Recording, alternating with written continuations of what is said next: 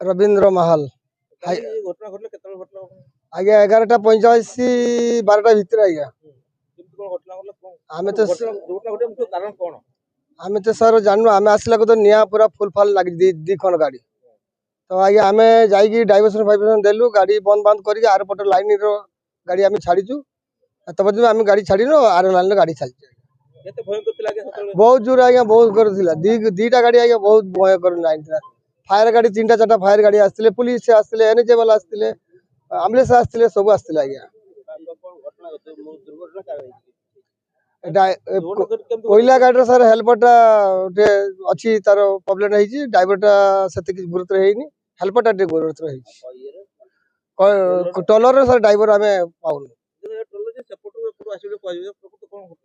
आम तो सर देखनु आज्ञा टलर सेपटू आसी कि सर एपटू आसी मुझे जानी ରାସ୍ତା ଅବରୋଧ କେତେବେଳେ ହଟାଯିବ?